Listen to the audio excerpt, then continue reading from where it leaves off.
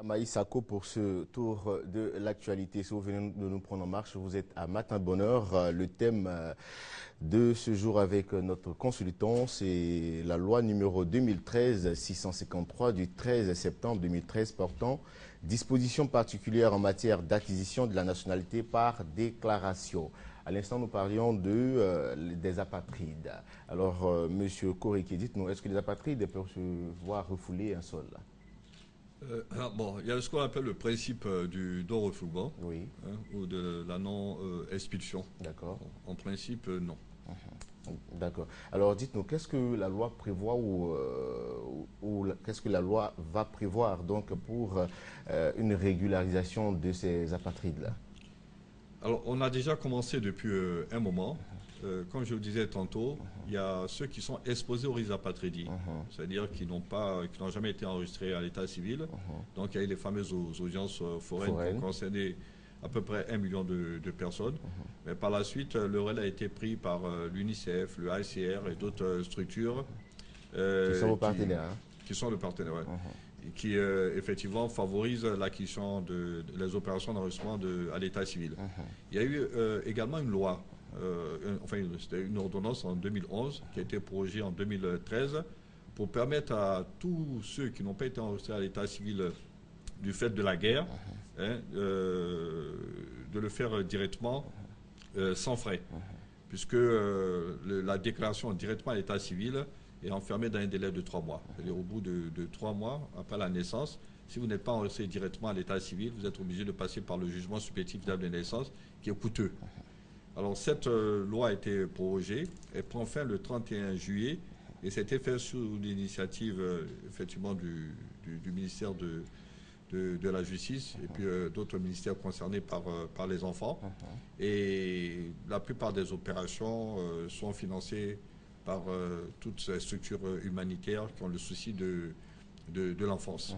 Bon, maintenant, il y a quelques opérations ponctuelles d'audience foraine, financées ou non financées, parce que les audiences foraines, je dirais, c'est la procédure normale, hein, elle a cours depuis plusieurs années. Depuis plusieurs années, ouais. D'accord. Alors, on va revenir un peu sur le mode d'acquisition de la nationalité ivoirienne et insister véritablement sur l'acquisition par déclaration, parce que je sais qu'il y a une campagne qui a démarré depuis 2 mois, c'est ça? Depuis avril. Depuis avril, hein, d'accord. Alors, on va revenir sur ce mode d'acquisition par déclaration. Alors, l'acquisition par déclaration, c'est un mode d'obtention de la nationalité. Tout à l'heure, vous avez parlé par décision l'autorité, donc une naturalisation. Bon, on peut avoir également la nationalité par le mariage. On n'en parle pas trop, mais en 2005 d'ailleurs, l'article 12 du Code de la nationalité a également été modifié. Et depuis 2005, l'homme étranger qui épouse ivoirienne acquiert la nationalité ivoirienne s'il en fait solennellement la demande. D'accord. Mais depuis 2013, c'est d'office, aussi bien pour l'homme que pour la femme. Voilà, que pour la femme. Bon, il y a également par adoption, hein, si l'adoptant est un Ivoirien, vous pouvez acquérir la nationalité ivoirienne par adoption. Et la déclaration, en général, est réservée à des personnes qui sont dans le pays, qui ont un lien très fort avec le pays, un lien affectif avec le pays. Donc, ils disent juste, je déclare vouloir être ivoirien. C'est la constatation d'une situation de fait. Tandis que la naturalisation, c'est un peu l'inverse. Bon, on demande quand même une période de stage, enfin, dans le pays de 2 ans, 5 ans, bon, selon le cas. Mais là, c'est pas nécessairement une personne qui était dans le pays depuis longtemps, mais qui, pour certaines raisons, souhaiterait rester à demeure dans le pays.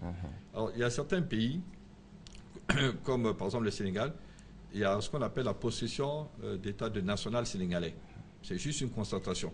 Parce que votre voisin, une personne, depuis que vous êtes né, vous savez que cette personne est dans le pays. Et donc ça lui confère, c'est-à-dire il peut demander la nationalité par possession d'état national. C'est juste un constat. C'est des procédures simplifiées, réservées à des personnes qui ont un lien très affectif avec le pays, parce que, bon, économiquement, ou bien parce qu'elles demeurent dans le pays depuis longtemps. D'accord. Alors aujourd'hui, il y a un article qui est certes méconnu du grand public, mais qui, dans certaines situations, crée d'énormes problèmes. C'est l'article 48. Est-ce qu'on peut en parler? Alors, l'article, fameux article 48, vous savez qu'en Côte d'Ivoire, comme dans beaucoup de pays, la double nationalité n'est pas le principe, c'est l'exception. Alors, lorsque vous pouvez avoir la double nationalité de naissance, c'est-à-dire votre père est Peut-être ivoirien, et la mère est peut-être malienne ou française, voilà. Ça, c'est de naissance. Bon, mais par contre, lorsque majeur, et ça, c'est la plupart des codes, mais ça date, on retrouve ça dans les codes qu'on appelle européens et consorts, pour des raisons de patriotisme. Lorsque majeur, c'est qu'un majeur acquiert une autre nationalité, il perd la nationalité d'origine. Bon, parce qu'à l'époque, enfin, surtout dans les pays occidentaux, un homme qui prenait la nationalité d'un autre pays, surtout s'il occupait un poste assez élevé, il y avait le risque qu'il se vende à l'ennemi. Bon, on a hérité du code français, donc cet article 48 s'applique à notre code. C'est un héritage du code français. D'accord. Alors, le fameux article 48 dit que c'est une perte d'office, sauf si vous êtes inscrit sur les tableaux de recensement. Bon, vous n'avez peut-être pas connu ça, mais jusqu'à une certaine époque, le service militaire était obligatoire. Oui, effectivement. Voilà. Bon, maintenant, ce n'est plus le cas. Alors, si vous êtes inscrit sur les tableaux de recensement, là, à ce moment, la perte se fait d'office, elle se fait par décret. Bon, mais c'est un article qui va sûrement peut-être subir un toilettage, parce qu'on est en train de revoir notre code et l'actualiser par rapport à toutes ces conventions que nous signons, nous sommes en train de signer. D'accord, alors nous sommes pratiquement au terme de notre entretien. La campagne dure combien de temps? La loi a prévu 2 ans. 2 ans. Et les 2 ans ont été scindés en période de souscription et en période de traitement. Donc présentement, nous sommes en période Alors, nous sommes dans la période de souscription et la période va prendre fin de souscription va prendre fin le 31 juillet. 31 juillet Ensuite, 2014. 2014. D'accord. Ensuite, on rentre dans la période de traitement, c'est-à-dire que nous allons recevoir toutes les demandes, les enregistrer et donner un certificat de nationalité lorsque la vie est favorable. Donc, ce sont des dossiers qui ne présentent aucun problème. Mais en cas de rejet, il y a toujours possibilité de faire un recours, gracieux devant le ministre ou un autre recours devant le président de la République. Alors, à l'appui de tout ce que nous sommes en train de faire, c'est vrai qu'il y a eu beaucoup de communication dans la presse, au niveau de la télévision. Mais il y a également beaucoup de brochures qui sont disponibles au niveau du ministère, qu'on a remis de manière généreuse à certaines ONG, qui expliquent un peu le mode opératoire de cette opération. D'accord. Alors, un mot de fin? Ben, le mot de le mot de fin, c'est le ministère de la Justice et des droits de l'homme. D'accord. Bon, donc, le mot de fin, c'est plutôt le droit de l'homme qui parle et qui dit que celui qui a une nationalité, c'est un droit.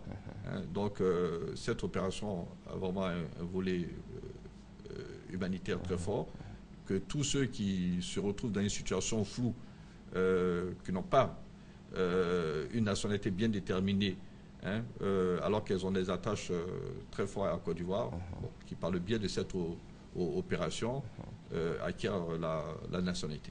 D'accord. Comme quoi l'État a le devoir de protection de nos vies. Absolument. Merci beaucoup à vous, Monsieur Paul Koreki. Et vous êtes conseiller technique au ministère de la Justice, des droits de l'homme et des libertés publiques. Avec vous, on a parlé de la loi numéro 2013-653 du 13 septembre 2013 portant dispositions particulières en matière d'acquisition de la nationalité par déclaration. Et puis, il faut le dire, tout au long de ce monde, nous serons donc avec des collaborateurs du ministère de la Justice pour parler véritablement de ces différentes lois et surtout de cette entité qui est presque méconnue des Ivoiriens. On vous raccompagne avec cet élément qui nous plonge dans les métiers des menuisiers. Après l'école, en 92, c'est là que je suis arrivé. Je suis venu chez mon oncle. On était là, on a appris. Au fur et à mesure, les autres épartaient un peu. Jusqu'à moi, j'ai pris le courage pour rester avec lui. Ce que j'ai fait moi seul avec lui, on a fait au nombre de 5 ans ensemble. Voilà, après 5 ans, en 2006, il est rentré au Mali. Il m'a laissé l'atelier, puis bon, j'ai géré jusqu'à aujourd'hui. Je suis venu par rapport à mon papa. C'est lui qui m'a mis dans ce métier. Moi, je ne regrette pas, puisque ça permet à m'en sortir un peu. Je me nourris à ça. Une arrivée dans la menuiserie sur le tas. Mais au bout du compte, un perfectionnement avéré dans ce métier. Le menuisier est avant tout un artisan. Il fabrique des meubles et autres ouvrages en bois. Un menuisier fait des lits, des bibliothèques et des placards. Par exemple, comme les armoires, les bureaux, comme ce qu'on est en train de faire là. On travaille à partir des bois avec des comptes plaqués. Par exemple, le compte plaqué 20 mm, les 15 mm, on travaille ça. L'art de la menuiserie est plus accessible. Cependant, l'ébénisterie offre une finalité plus raffinée.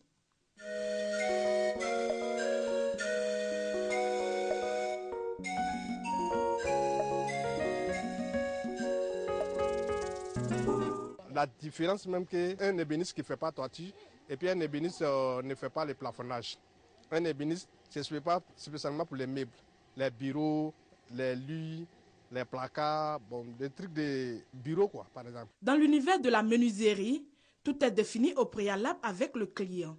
Moi, je travaille beaucoup avec l'avance. Souvent, c'est les clients même qui nous mettent en discours. Tu vas lui montrer quelque chose dans l'album, il va choisir, il va à la maison, il prend sa femme, il vient changer le modèle alors que le travail est déjà fait. Ce genre de trucs-là, c'est ce qui m'emmène un peu ici. Sinon, les rendez-vous, alhamdoulilah, ça va un peu. On essaie tout de respecter les rendez-vous. Voilà. Bon, comme on travaille le corps aussi, souvent si on peut rater les rendez-vous de 2 jours, 3 jours, ça peut arriver. Toujours une solution est trouvée aux incompréhensions, surtout quand on sait que le client est roi. Voilà, à l'instant, nous étions donc dans l'univers des menuisiers, un corps de métier qui est certes oublié par beaucoup d'entre nous, mais un métier porteur, car avec cet élément qu'on vient de voir, on a constaté que ce métier nourrit son homme et qu'il ne faut pas hésiter à donc s'essayer à la menuiserie, car c'est grâce à ces personnes que nous avons donc tous ces beaux meubles que nous avons chez nous à la maison et les meubles de décoration et aussi dans nos bureaux. Il était avec nous pour parler donc de la loi numéro 2013-653 du 13 septembre 2013 portant dispositions particulières en matière d'acquisition de la nationalité par déclaration. C'était M. Paul Koriki, conseiller technique au ministère de la Justice, des Droits de l'Homme et des Libertés publiques. Tout au long de ce mois, nous aurons donc à partager avec ce ministère des informations pour faire connaître donc ce ministère aux yeux des Ivoiriens et du monde entier, car beaucoup entendent parler de différentes institutions, mais malheureusement ne connaissent pas les attributions de ces ministères-là. Et c'est donc l'occasion pour nous de vous faire découvrir ces ministères à travers donc cette lucarne qu'offre la RTI à vous téléspectateurs. Et c'est l'occasion aussi pour vous, institutions qui êtes intéressées par ce plateau, de nous faire appel en joignant donc la direction générale de la RTI pour participer à ce plateau de Matin Bonheur. C'est maintenant l'heure de la pub sur RTI 1.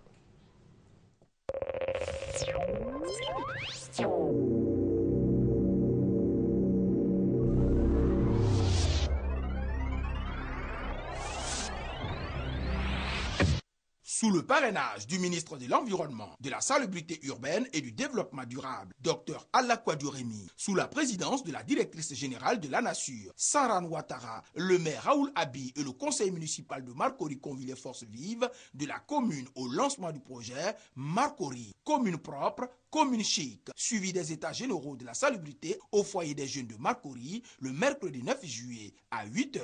Tous ensemble pour bouter l'insalubrité hors de notre commune.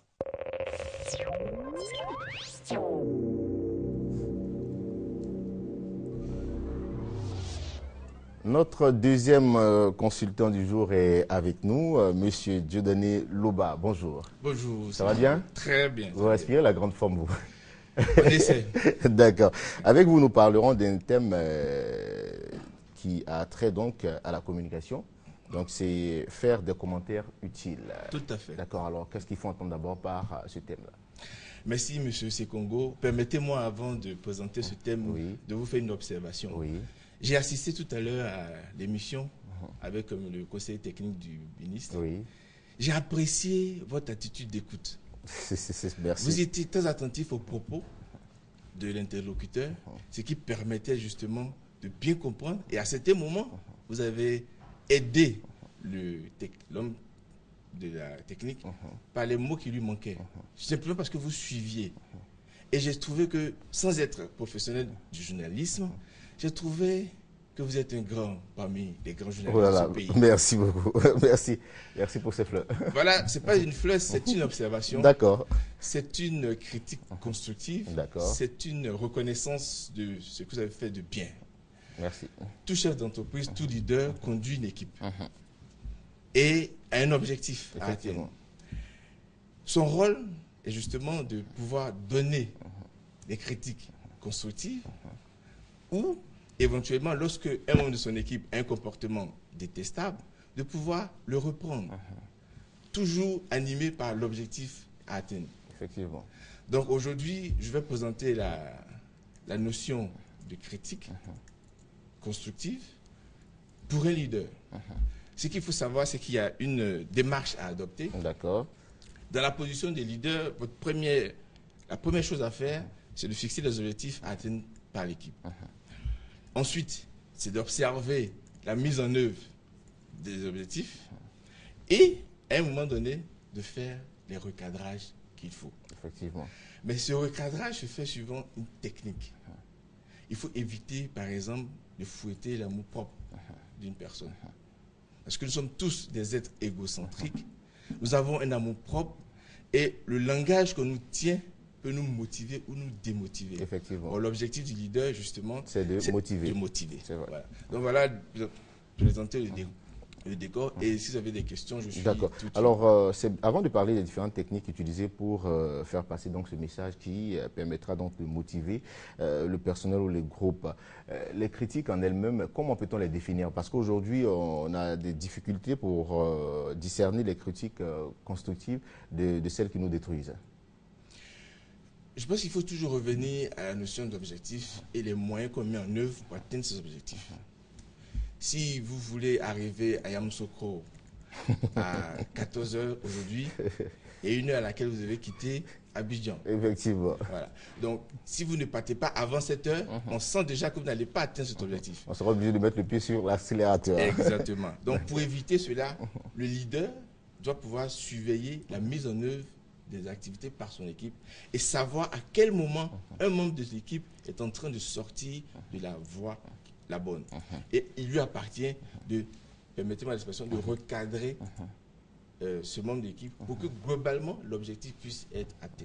Voilà. D'accord. Alors dites-nous, quand on sait qu'un membre de l'équipe peut-être sort de la voie pour utiliser cette expression, comment recadrer cette personne? Il y a d'abord le moment, le lieu qu'il faut d'abord choisir. D'accord. Il faut faire le recadrage juste après l'action détestable. Ah d'accord, juste après l'action. Oui. D'accord. Je ne vais pas faire aujourd'hui un critique ou une critique sur un phénomène ou une action que vous avez posée il y a un an. D'accord. Ça n'a aucun intérêt parce que vous aurez oublié de quoi il s'agit. Et puis, l'objectif doit être atteint au jour le jour. Donc, on n'attendra pas d'accuser un grand retard avant de recadrer quelqu'un. Donc, il faut le faire à chaud, si vous me permettez l'expression. Et où le faire?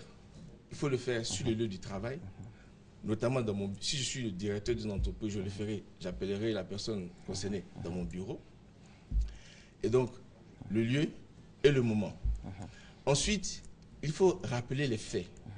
Je vous dis, par exemple, M. Sekongo, vous êtes arrivé ce matin avec 1 heure de retard. Je ne dirai pas que M. Sekongo, vous êtes toujours en retard. Ce n'est pas professionnel. Effectivement. Non. Parce que là, c'est une attaque personnelle. Or, ce que je veux viser, ce n'est pas votre personne, mais c'est votre attitude, votre comportement. Donc, je vous dirai, ce matin, vous êtes arrivé avec 1 heure de retard. Donc, je peux poser le problème. Ensuite, je vous parle des conséquences. Parce que vous êtes venu avec 1 heure de retard, votre collègue a été obligé d'assurer et le standard, et le courrier, et l'accueil des invités. Parce que vous n'étiez pas là. Conséquence, le public qui nous visite est mécontent. Ça peut nous faire perdre en image pour notre entreprise. Je vous propose, je vous montre les conséquences de votre action. Déjà, on dépeint déjà un grand tableau. Hein. Exactement. Et ensuite, je vous dis, il faudrait qu'ensemble, nous trouvions les solutions. Et je vous pose la question, avez-vous une solution pour corriger ce comportement inacceptable. Naturellement, vous devez avoir une solution. Mais si vous n'avez pas de solution, moi, je peux vous en proposer parce que c'est mon rôle, justement, de vous aider à atteindre les objectifs avec moi. Donc, je vous propose alors la solution. Mais ce qu'il faut noter, c'est la manière dont on procède pour pouvoir faire passer le message. D'accord, il est important et on parlera maintenant de cette manière-là, les différentes techniques. Exactement. La première technique, c'est avoir toujours à l'esprit de ne pas fouetter ou blesser l'amour-propre de la personne. Il faut toujours avoir à l'esprit le fait qu'on ne cherche pas à juger l'individu, mais simplement à corriger un comportement qui n'est pas adéquat ou une manière de faire qui n'est pas adaptée. Pour ce faire, il y a le choix des mots. Par exemple, je ne vous dirai pas, vous êtes arrivé en retard, vous avez mal fait ceci. Je dirais, j'ai noté que vous êtes arrivé en retard. Je ne dirai pas, par exemple, vous vous exprimez avec un ton déplacé. Je dirais, j'ai l'impression, mais je note que votre discours comporte des mots forts. Donc, j'ai tendance à mettre la faute sur moi, sur ma perception et non sur votre action. Déjà, vous êtes prédisposé à mieux comprendre le message. L'autre élément qu'il faut avoir à l'esprit, c'est que quand je dois faire passer un message qui n'est pas forcément positif, je dois pouvoir l'habiller. L'embellir. Et je prends souvent l'exemple de la gélule, les comprimés qui sont sous forme de gélule. En général, la substance à l'intérieur est très amère. Voilà pourquoi le fabricant a utilisé cette gélule pour pouvoir faciliter la prise du médicament. Donc, quand on a un message pas gai, par exemple votre assiduité ou votre ponctualité qui n'est pas au rendez-vous, au lieu de vous dire crûment, mais vous n'êtes pas un professionnel, ça ne se fait pas de venir en retard, je vous dirai simplement, Monsieur Sekongo, j'aime votre travail. Vous êtes un professionnel et j'ai toujours aimé vos rapports, les résultats de vos travaux. Le plateau est toujours bien mené. Vous êtes un grand professionnel. Mais votre retard, quelquefois, nous cause quelques désagréments. Vous serez un parfait journaliste si vous corrigez ce petit aspect. Présenté sous cette forme, le message est mieux perçu, mieux intégré et la personne visée a plus de courage à changer, à faire ce qu'il faut faire pour changer parce qu'il se sent utile. Il ne s'est pas senti humilié et il est motivé à continuer et à satisfaire les attentes de son supérieur hiérarchique. Aujourd'hui, beaucoup d'entreprises ne voient peut-être pas cela comme vous venez à l'instant de l'expliquer, parce que beaucoup d'échecs d'entreprises sont donc basés là-dessus. On est confronté souvent à des chefs qui sont trop autoritaires et qui n'arrivent pas à trouver les mots justes pour peut-être fouetter l'orgueil des collaborateurs. Quand on est face à de telles attitudes, en tant que collaborateur, qu'est-ce qu'on fait? Comment réagit-on? Lorsqu'on est dans la position de celui qui est évalué. De celui qui est évalué. Et très mal évalué, bien sûr. Avec les mots pas justes. Oui, je comprends bien. L'idée, c'est que c'est plutôt celui qui doit évaluer. Oui. Parce que le leader, c'est celui qui conduit le groupe. Effectivement. C'est celui qui influence le groupe positivement. Donc, c'est plutôt le leader qui doit impulser la bonne tendance. C'est lui qui doit identifier les besoins de ses collaborateurs, les objectifs du groupe, et puis aider, pousser. Soit il prend les devants, soit il pousse le groupe à atteindre ses objectifs. Donc c'est à lui que revient la charge là, de ménager ses propos, de ménager ses équipes, de les encourager, de les motiver. C'est le mot le plus important. Un leader, c'est celui qui sait motiver. Si vous savez motiver une personne, vous pouvez lui demander, je dirais, n'importe quoi. Et elle va le faire. À n'importe quel moment. À n'importe quel moment. C'est la motivation. Ça, c'est clair. Alors, à l'inverse, si vous offensez ou vous méprisez, vous offusquez la personne, offusquez une personne, malgré sa bonne foi, elle ne pourra pas faire grand-chose. Vous n'aurez rien comme résultat. Exactement. D'accord. Alors dites-nous, pour un leader, comment évaluer la prestation de ses différents employés ou collaborateurs, s'il le faut? Comment évaluer la prestation de ses collaborateurs? Il y a d'abord l'observation. Un leader doit, après avoir fixé les objectifs aux différents membres de son équipe, il doit pouvoir observer la mise en œuvre de ces objectifs au jour le jour. Vous devez, par exemple, je prends toujours le phénomène du retard parce que le retard, la ponctualité, l'assiduité est un phénomène grave dans nos organisations. Effectivement, on est habitué à ça, surtout en Côte d'Ivoire. Exactement. Du coup, tous les exemples que je prendrai seront un peu autour de ce thème de la ponctualité. La ponctualité est un élément clé pour le succès d'une entreprise. Et dans le processus d'atteinte de l'objectif, il y a des délais qui sont fixés. Il y a des résultats qui doivent être atteints à mi-parcours. Le leader doit évaluer en observant jour après jour, heure après heure, l'état d'avancement des travaux de chacun. Il doit avoir une sorte de tableau de bord ou de baromètre qui permet de tirer la sonnette d'alarme sur un écart qui se creuse quelque part. Et dès l'instant où il observe ce retard ou ce décalage, immédiatement, il doit pouvoir réagir en faisant appel aux personnes, à la personne ou aux personnes en question et en leur proposant le discours qu'il faut. Ce n'est pas le discours qu'on arrive à remettre quelqu'un sur la bonne voie.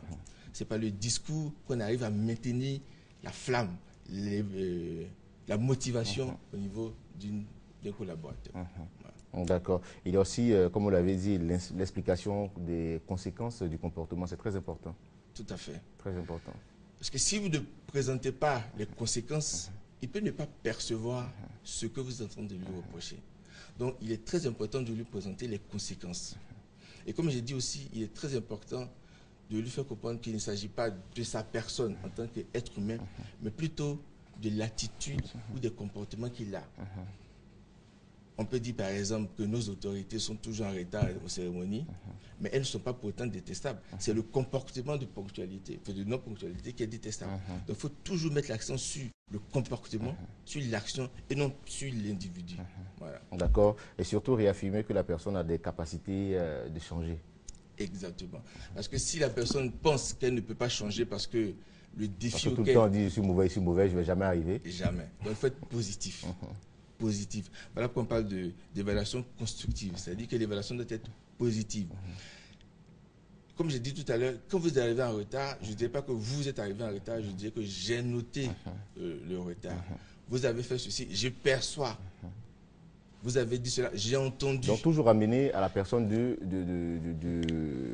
l'évaluateur. Voilà. D'accord. Ça permet de ne pas culpabiliser l'autre. Ah d'accord. Voilà. J'ai entendu, j'ai cru comprendre. C'est moi qui ai entendu, ce n'est pas vous qui avez dit. C'est ça l'idée. En tout cas, c'est vraiment intéressant de vous écouter. Dites-nous, comment reconnaître une bonne performance chez des travailleurs? La bonne performance s'apprécie toujours par rapport à l'objectif assigné aux travailleurs. Vous êtes responsable d'une émission comme celle-là. On peut mesurer votre performance peut-être par l'audience. Aujourd'hui, vous avez abordé des thèmes de belles factures. Le consultant précédent a parlé d'un sujet d'actualité très important. Et vous avez, comme je l'ai dit tout à l'heure, réussi à faire passer le message auprès de la population. Du coup, demain, d'autres téléspectateurs viendront assister à Matin Bonheur parce qu'ils espèrent justement avoir des éléments pour eux. Du coup, votre prestation, vos objectifs sont atteints. Et vous serez promu parce que vous avez fait une bonne intervention. Donc, pour répondre précisément à la question, on mesure la performance d'un collaborateur par rapport aux objectifs qui lui sont assignés et par rapport à des indicateurs de performance qui sont définis à chaque objectif. Et le rôle du leader, c'est justement de pouvoir mesurer au jour le jour l'atteinte de ces objectifs à travers les indicateurs qui ont été fixés et surtout de faire les évaluations de façon continue à chaque fois que l'un ou plusieurs de ses collaborateurs ne vont pas dans la direction fixée. D'accord. Alors pour un responsable, comment encourager ses collaborateurs à persévérer toujours dans la bonne conduite, dans la ligne droite? Je dirais la première des choses, c'est de donner l'exemple. La valeur. valeur. Il faut d'abord être. Ah oui. Même... Monsieur Sikonko, je ne peux pas vous reprocher votre retard si moi-même je viens en retard. Je ne peux pas vous reprocher votre paresse si moi-même je fais traîner mes dossiers. Donc la première des choses à faire, c'est de donner l'exemple. La valeur de l'exemple est sans limite. Donc commencez d'abord par donner l'exemple. Un leader, comme je l'ai dit, influence son groupe, donne l'exemple, mais conduit son groupe. Ça veut dire que le leader est devant le groupe. C'est rare de voir un leader derrière. Le leader est devant. Il y a certains leaders qui se cachent derrière. Oui, on peut se cacher derrière, mais ça, c'est des cas très rares. D'accord. C'est celui qui connaît le chemin, qui vous indique le chemin. Il y a deux positions de leader. Celui qui indique le chemin. C'est aussi peut-être celui qui ne connaît pas. Oui, c'est un peu, peut-être, ouais, ça peut être celui qui ne connaît pas. Mais l'idée, c'est que l'exemple, c'est la première des choses. Il faut donner l'exemple. Ensuite, motiver. Parce que la motivation, c'est le carburant dans un véhicule. S'il n'y a pas de motivation, vous ne pouvez absolument rien faire. Donc, le leader doit avoir pour souci de maintenir cette flamme, cette motivation auprès de chacun de ses membres. Donc, donner l'exemple, motiver.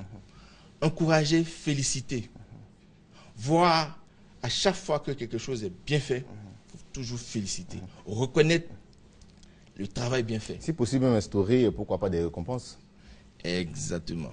La récompense est un outil de leadership. La reconnaissance du travail bien fait est un outil de leadership. Il faut reconnaître le travail toujours bien fait.